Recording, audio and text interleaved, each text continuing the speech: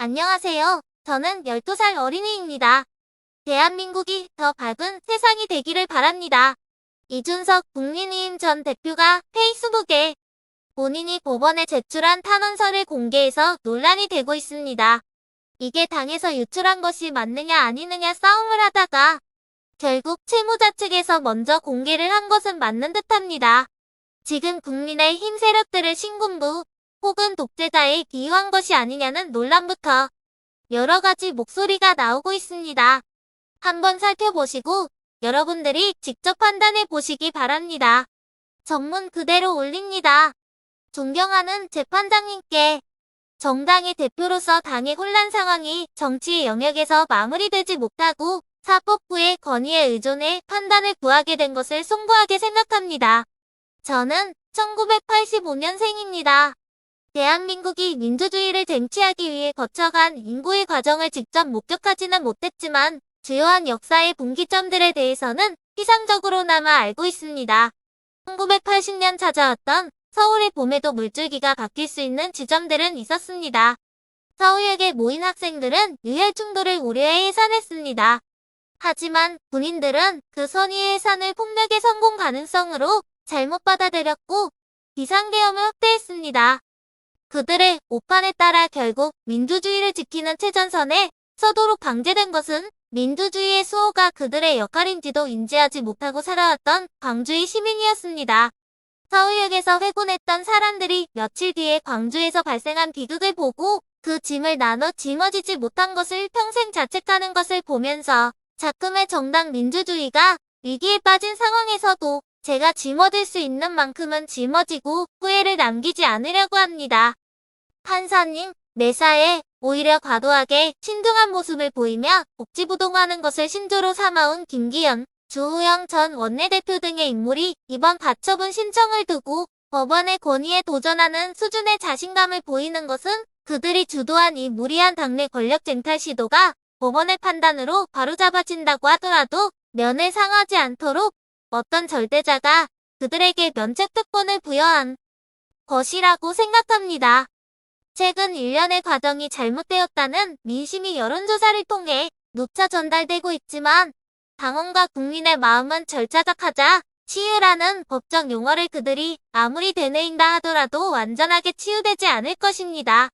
그리고 이 사태를 주도한 절대자는 지금의 상황이 사법부에 의해 바로잡아지지 않는다면 비상계엄 확대에 나섰던 신군부처럼 이번에 시도했던 비상 상황에 대한 선포권을 더욱 적극 행사할 가능성이 있고 그 비상 선포권은 당에 어떤 지도부가 들어온다 하더라도 내리의 한 구석에서 지울 수 없는 위협으로 남아 정당을 지배할 것입니다.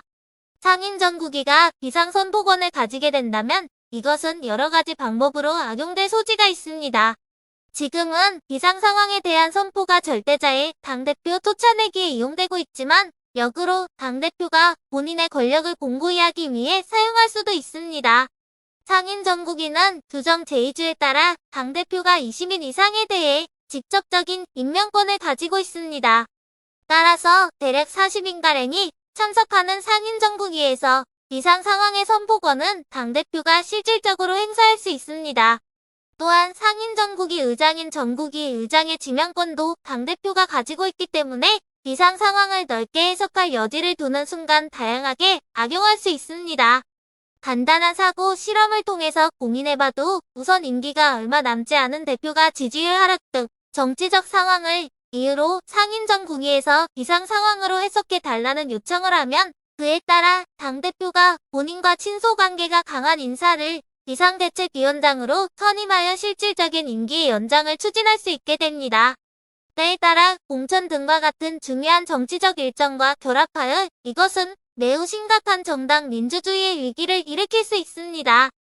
또한 저와 같이 원내 경험이 없고 당내 세력 기반이 약한 당대표가 국민과 당원의 전폭적 지지를 통해 선출될 경우 마찬가지로 기득권 세력이 20여 명의 상임정국위원을 모아 비상선포를 하게 되면 비대위 출범 강행을 통해 당 내 절차가 엄격하게 규정하는 당원 소환제를 오해해 당대표에게 실질적인 협박을 할 수 있습니다. 그리고 올해 6월 지방선거가 끝나고 저는 절대자와 가까운 사람으로부터 당대표직에서 12월까지 물러나면 윤리위원회의 징계 절차와 저에 대한 경찰 수사 절차를 잘 정리하고 대통령 특사로 몇 군데 다녀올 수 있도록 중재하겠다는 제안을 받은 바가 있습니다. 그리고 지금 이 시점에 이르기까지 며칠 간격으로 간헐적으로 비슷한 이야기를 여러 다른 주체들에게서 듣고 있습니다. 우선 저는 저에게 징계 절차나 수사 절차에 대해 언급을 하면서 그것에 대한 타협의 가능성을 언급하는 것 자체가 매우 모멸적이고 부당하다는 생각에 한마디로 거절했습니다. 또한 국민과 당원이 부여한 당대표의 책무는 제가 사사로이 어떤 절대자와도 절대 타협의 매개물로 사용해서는 안 된다는 생각이 있었습니다. 그 제안을 단호하게 거절한 이후로 발생하는 이런 일련의 당내 내분 상황이 오비일학이었으면 하는 생각이 간절했던 적도 있지만 안타깝게도 경과는 그렇지 못했습니다. 대통령의 당대표에 대한 텔레그램 메신저 내용이 노출된 이후 그것에 대한 해명보다는 TV조선의 단독 보도로 대통령실에서 당 지도부에 비대위 전환 의견이 전달되었다는 내용이 나왔고 다음날 비대위 전환에 반대해왔던 권성동 원내대표 등의 당내 인물들이 별다른 설명 없이 마음을 바꾸어 비대위 전환에 박차를 가했고 특히 대통령이 휴가를 간 기간에 그것을 완수하도록 군사작전과도 같은 절차가 진행되는 것을 보고 정당과 대통령 간의 관계가 정상적이지 않은 방향으로 치닫는 것을 확인했습니다. 저는 정치에서 덩어리에 크고 작음에 따라 줄을 서는 것이 아니라 신념과 원칙을 지킨 사람이 이기는 결말을 맞이하고 싶습니다. 지난 1년당 대표를 하면서 과거의 방식을 몰라서가 아니라 그것을 답습하는 것에서는 제가 정치를 하는 의미를 찾지 못했기 때문에 싸웠습니다. 저도 정치를 하면서 언젠가는 현실과의 타협이나 좋은 게 좋은 거지라는 생각을 더 받아들일지 모르겠습니다만 그날이 오늘은 아닙니다. 그리고 그날이 너무 일찍 오기도 바라지 않습니다.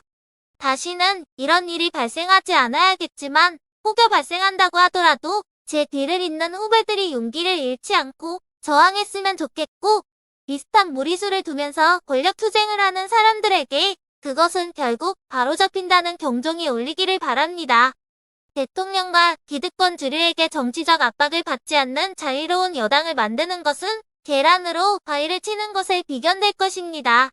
사법부에서 적극적인 관심으로 당내 민주주의 확립의 관점에서 살펴봐 주시길 부탁드립니다. 존경하는 재판장님, 법을 잘 모르고 당내 민주주의를 수호하고자 하는 마음에 절박함만 더해가는 제가 부족하지만 하소연을 보탤 곳이 없어 밤중에 펜을 잡아 올립니다. 바쁜 재판 업무에 방해가 되지 않을까 죄송합니다. 존경하는 재판부에 어떤 결정이 나더라도 저는 존중하겠습니다. 정당의 일을 정치로 풀어내지 못한 아쉬움이 있지만 사법부의 조력을 간절히 구합니다. 2022년 8월 19일 국민의힘 당대표 이준석 올림 이라고 페이스북에 올린 것입니다. 이타원서에 대한 여러분들의 생각은 어떠하신가요? 댓글로 남겨주세요. 대한민국이 더 밝은 세상이 되기를 바라는 밝은 세상이었습니다.